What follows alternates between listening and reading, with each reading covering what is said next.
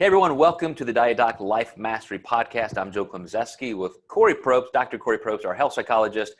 And Kori, I wanted to bring something to your attention that you have brought to my attention. So you can say I told you so. This is told you so. A fun thing for you.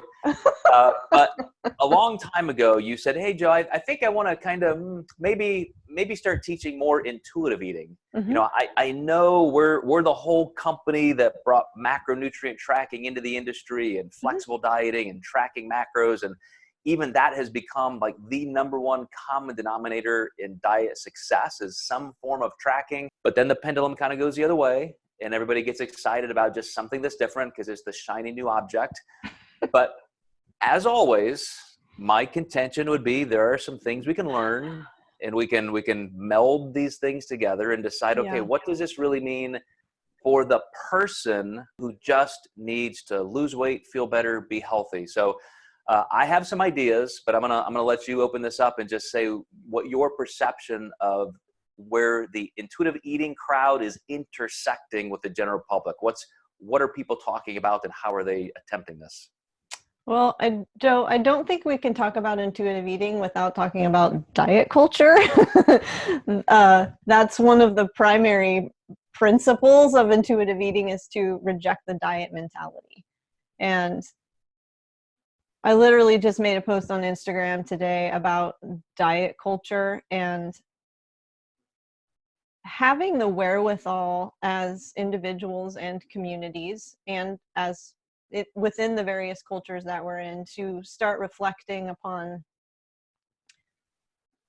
where we get our ideas about what's appropriate regarding food and eating and bodies and weight and fat and what all of those things mean and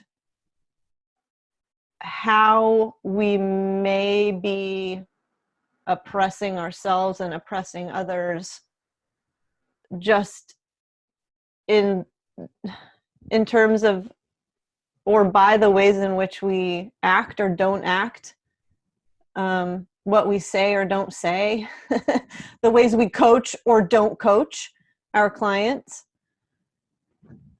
The other thing I will say to your question is that I think when individuals who have dieted for the majority of their lives, when they've been in that sort of situation for years and years and years, it's like, okay, the light finally comes on and they begin asking the question, why am I doing this in the first place? What am I doing?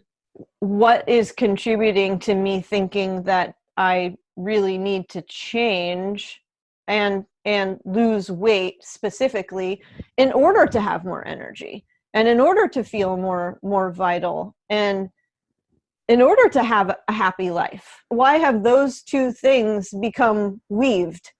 Losing weight and being happy. I think you totally nailed it, and then you went off into Dr. Kori land a little bit. So let me Are you bringing me back? We don't want to be in Dr. Kori land. Let me bring you back to the people. Okay. So when I said we know that the pendulum has been over here and everybody got excited about tracking macros, learning the language of nutrition, and it's given people a lot of freedom, the pendulum swinging the other direction was for a reason, and you absolutely nailed it. Mm-hmm. People rejected the entire dieting mentality and culture for a reason. It wasn't just this, oh, this looks more fun. It just wasn't working. Like we know 95% of people gain their weight back. They struggle, they diet over and over again. And so if that is failing, they are primed to look for something different. Agreed. And what could be more different than something that's 180 degrees different? Okay. And it sounds great, right? It's like, hey, just eat what you want. Listen to your body. If your body says you want some ice cream, have a little ice cream. But we have to, with that intuitive frame, still have some boundaries that actually create results. Joe, I agree with you. Like, we're not arguing here. Most people don't understand intuitive eating, though. I think a lot of people could look at it as like, this is a complete 180 here. Let's go in the entirely opposite direction. But when you look at the principles of intuitive eating and just the definition of intuition, it's not whatever goes. Who cares? I know. But I mean, that's the trap people will get into if they don't have enough structure. And this wasn't what I was saying that I was trying to pull you back from. When you started saying the average person is going to say, hey, why am I doing this? Why do I feel this way? Do I do this? I don't think a lot of people go there I don't think so either. Without help. I don't think that's what moved them over. I think they rejected everything because it just didn't work. We want to get them to that place where they're contemplative and they're thinking about whys and all of that. But that's why it takes somebody like you. That's why we're doing this podcast. But here, that is the trap though, because a lot of people will say, I mean, think of that lay person just trying to lose body fat, feel better, look amazing. They can go over there toward intuitive eating, but if they still don't have enough information, what do they do? So I know intuitive eating as a new subculture is starting to create some structure. I mean, that you can even get certified as an intuitive eating coach. You absolutely can. So tell me what that means. Tell me what the definitions of intuitive eating from a responsible nutrition coach would look like. That's a big question, Joe. I know. We have a big podcast. We want to teach people big ideas. So there are lots of principles of intuitive eating. So when this is what I love about intuitive eating is that it's not unstructured. I mean, the intuitive eating has principles, just like flexible dieting has principles.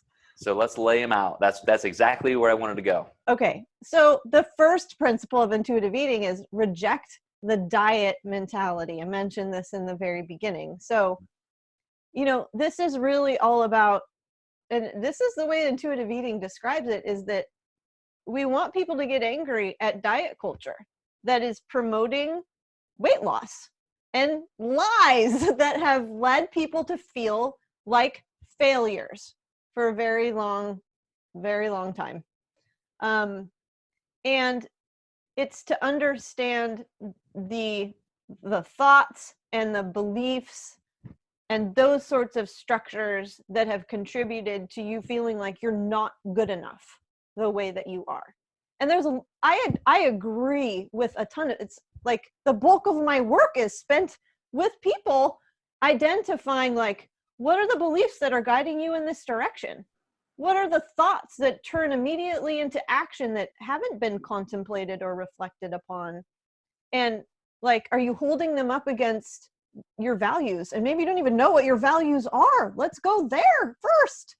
But so the diet culture, Joe, is very much disconnected from like whole person health.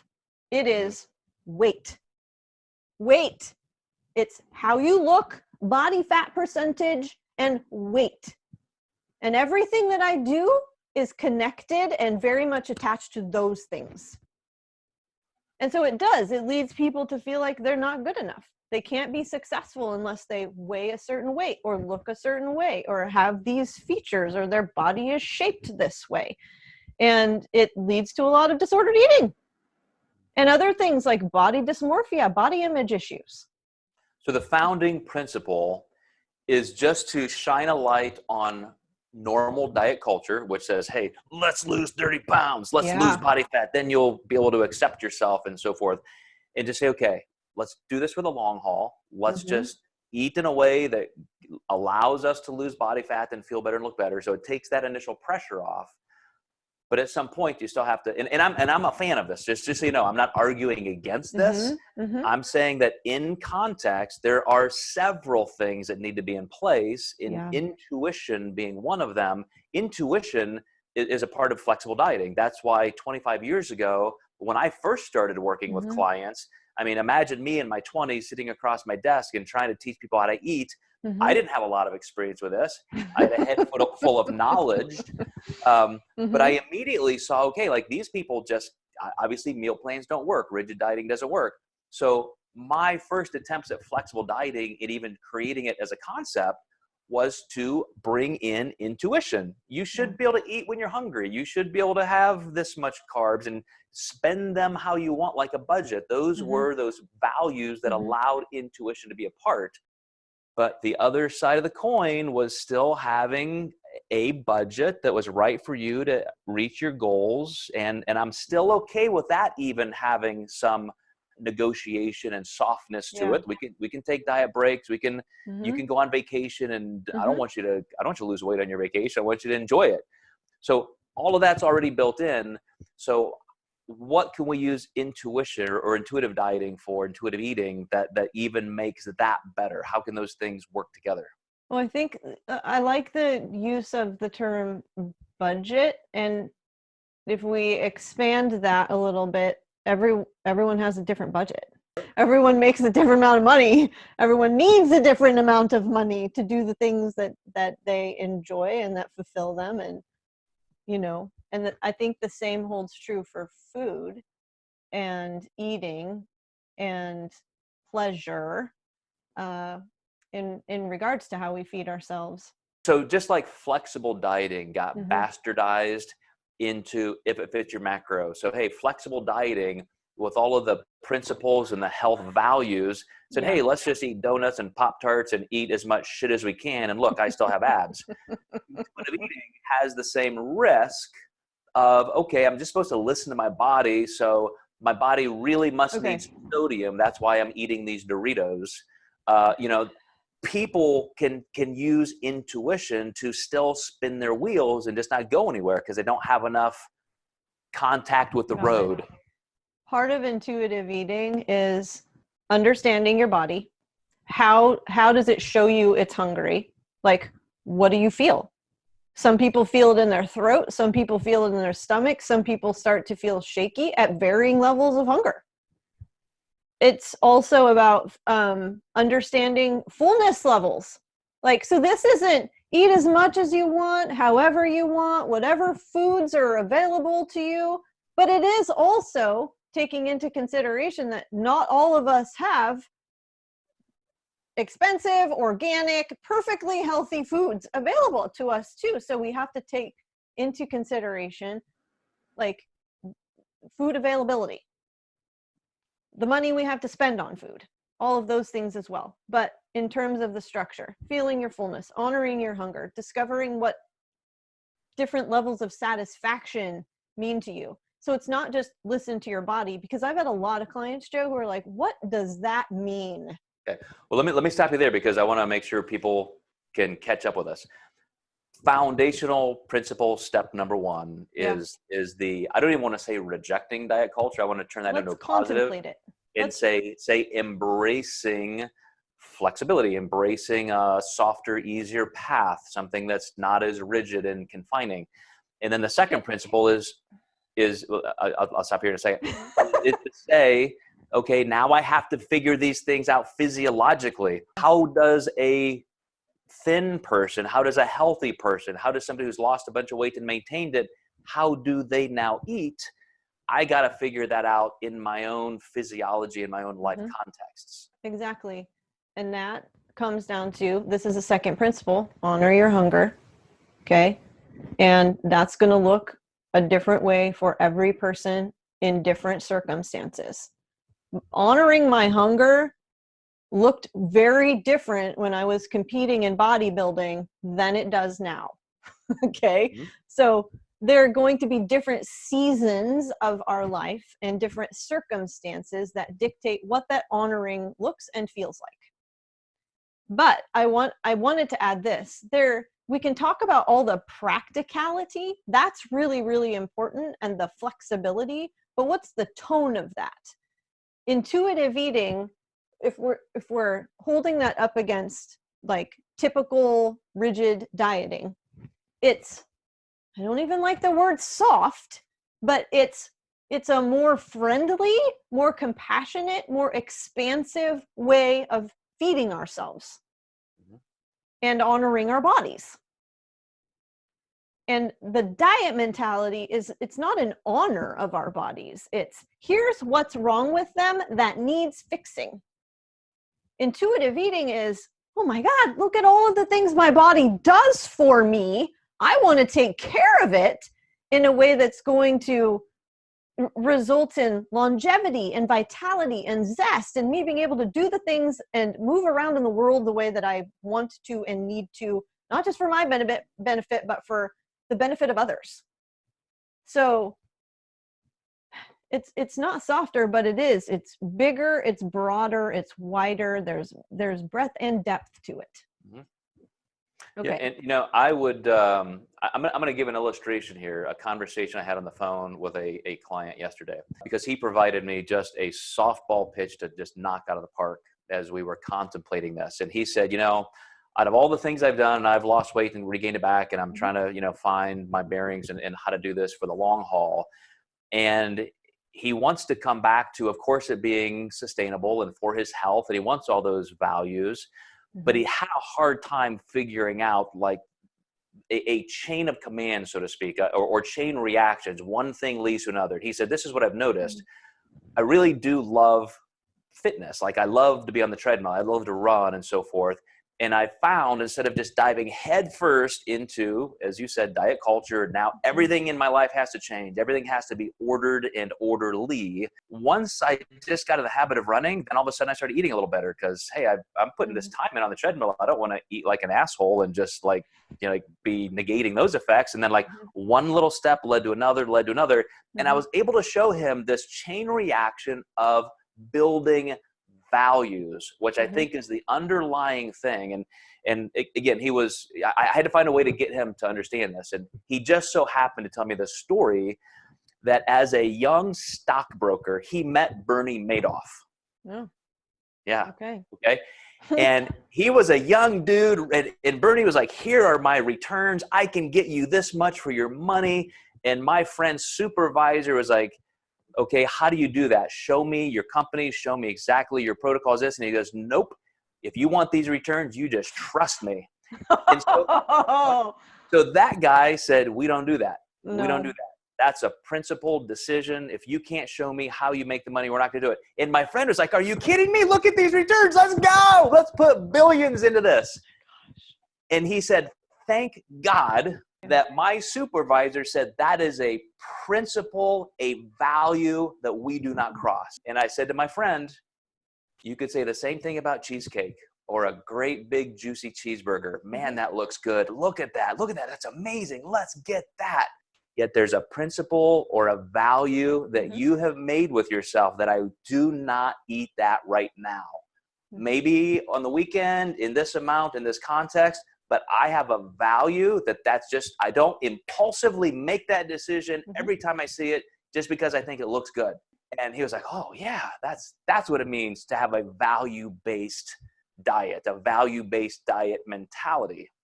And the one last thing that I'll say, Kori, is I find that people can really only focus on one thing at a time. Let's not list 15 values and say, I won't do this, I will do that, this is on, this is off. Just one thing at a time. Just focus on thinking about integrating and mastering one thing at a time. That's intuitive eating for me. It's learning one little step that makes me one step closer, and then I can work on the next thing. And that's the antithesis of, as you said, diet culture, that we just dive in and everything has to be perfect. Yeah, Joe, I remember, I mean, when I first kind of moved into this space, clients wanting the meal plan, wanting the exercise plan, wanting their cupboards to be perfectly stocked with all the foods that were on the meal plan. And I'm just thinking, this is going to blow up in your face in no time. Like a big explosion is going to occur. And then you're going to throw your hands up in the air and be like, what's wrong with me? Or this isn't working. It's going to get ugly. And I think it is difficult as a coach to guide your client, and it takes a lot of education. It takes stories like this and explaining what potentially can happen if we move in that direction. And here's why we're going to do it this way instead, or experiment in this way instead. So I'm working with an adolescent right now who we're not focused on weight. The word weight didn't come into the picture. This is literally about, what are you eating right now? How is that working for you in terms of, golf practice? How good do you feel when you're out there on the field walking around? And I'm sure that in her head, weight that's a discussion that she's having with herself. But our collaboration is around energy and choosing wisely and doing things in a way that help her to understand her body better and what it needs. And so, it's the same discussion that you would have with an adult, but they have a little bit more cognitive ability and awareness to put things into a different perspective, so you can get more pinpoint. I'm excited for our Diet Doc coaches to hear this, because you and I have been talking about this in our company for a couple of years. In that, if you remember a couple of years ago at our annual conference, I themed it the year of yes. Like stop saying this is the program, this is how we do it, this is what's expected of you.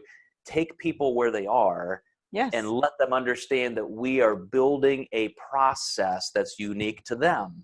And it may be different for everybody. Like, these are the steps. You as the coach, you are the omnipotent narrator. You know where this story needs to go, but you just need to help them take that next step at a time. And it can be unique for everybody, but that's where intuitive dieting comes in. It's a player in the entire game that includes different layers of structure and value-based health. But I'm glad you were willing to entertain my question and shed some light on it as a health psychologist. I think that's very important. Well, and I think we need more discussions on this, Joe. We didn't get through but half of the principles of intuitive eating. And I want to say this. I'm the part about meeting a client where they are is a discussion that I have every single day with our owners, because, and just coaches in general, they come into the game with like a playbook. Here's how I'm going to work with clients. And I'm like, you're looking at clients, like everyone you work with is going to come in with exactly the same histories, exactly the same goals, exactly the same needs, exactly the same cultures, exactly the same environments. Like, we can't do that, guys. That's not going to work at all. But you're going to learn that very quickly if you try to do it that way.